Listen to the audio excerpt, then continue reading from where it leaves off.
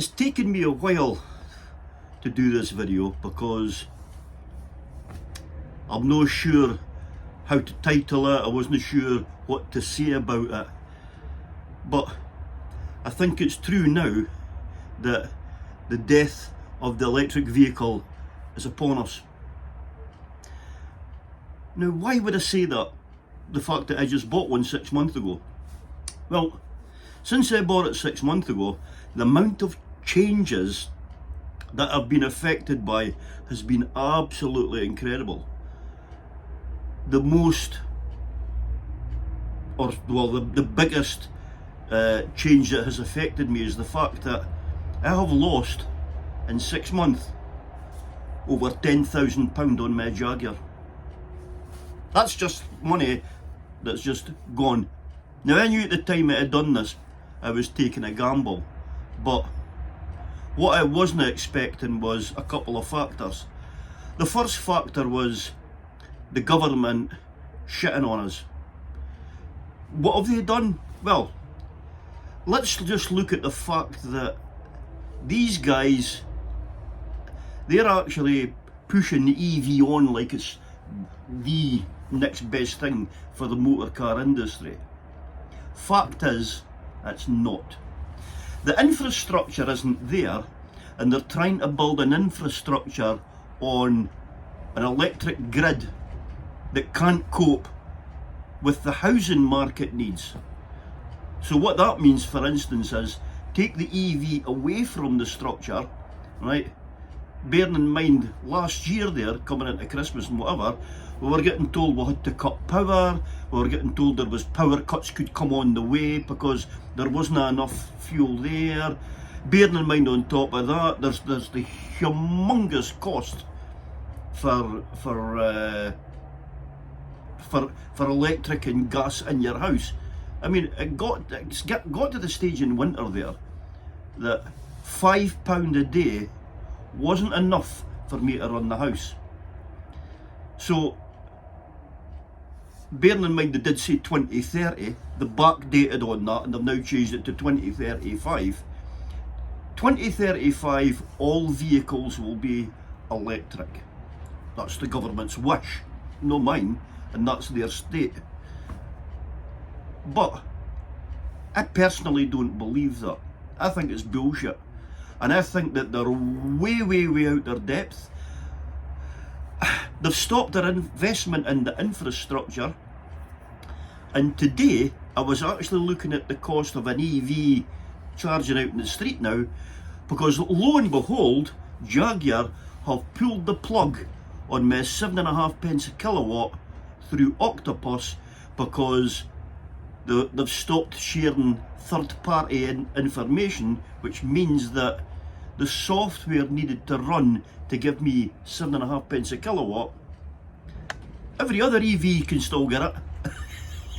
Just Jaguar, right? They say that it's to cut the chance of intrusion and theft of people's data. That's the biggest load of shite I've ever heard. So I've now went from 7.5 pence a kilowatt to, well, I'm now sitting in the house on a tariff at 30 pence a kilowatt, which is exactly the same as quite a lot of the charging stuff out in the street. I've found some, but there is other ones, the superchargers and things like that. These guys are charging 85 pence a kilowatt. So that works out in turn, right? When they can say that in the case of 20 minutes you can get an 80% of your battery charged up. Big fucking deal. That's only about 170 mile. And right now, currently on a full charge in the winter, I got bang on 199 miles. So I didn't even make the 200 mark. That was a full charge. That wasn't even up to 80%. So right now, I'm sitting there thinking, what do I do? Do I go and sell this at a loss now and go and buy Because I'll tell you what I would go and do, I'd go back and buy another V6 petrol engine again, because for the length of time I've got left on the planet, they can go and take a fuck to themselves as far as I'm concerned with electronic vehicles. I think they've got more chance of hydrogen actually being successful in that way. But the biggest kick in the teeth I've got now is, from 2025, bearing in mind it was buy an EV to help save the planet and for the good of the planet, they now started smashing you with road tax. You're now losing the free road tax, you're losing the cheap subsidization to get your green energy, right? The green energy that these clowns get for free, but they charge you the fucking Roman earth for it. And Group 50E insurance, right? Because of the bad noise going in the background about cars going on fire, when they're in an accident, nobody will fix them.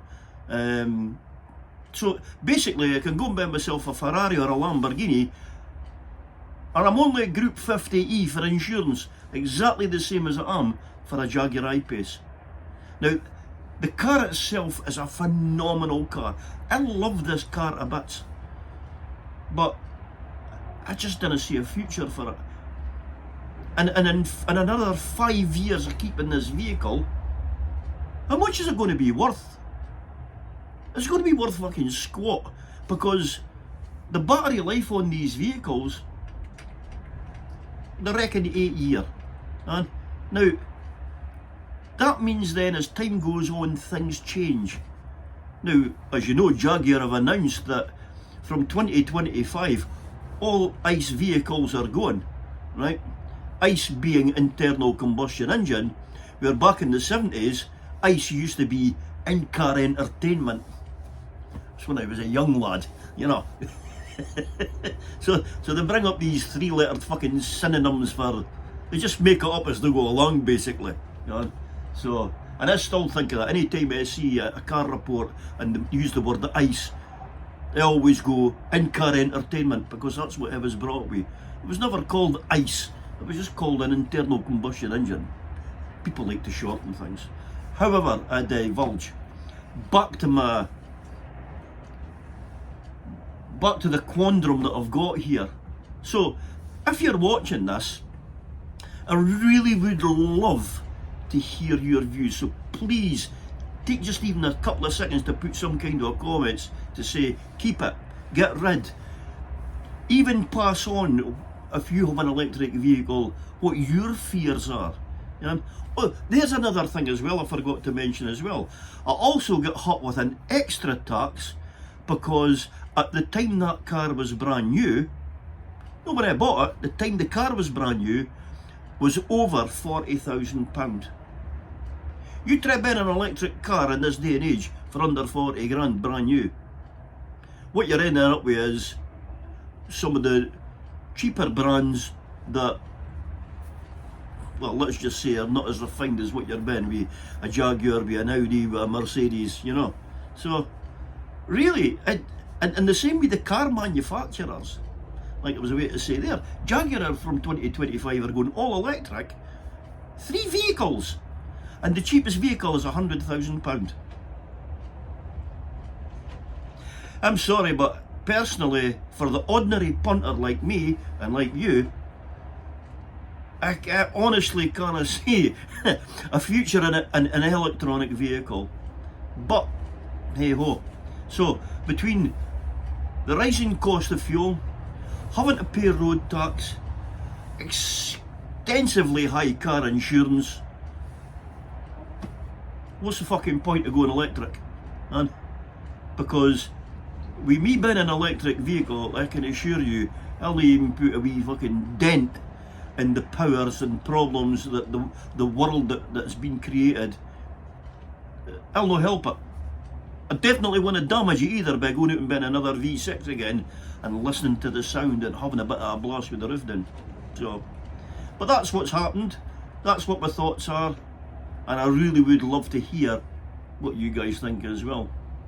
So that's the doom and gloom for the day over with. I'm now going away to do my Friday in the garden. Thanks for watching. Till the next video, which will be in half an hour. All said it.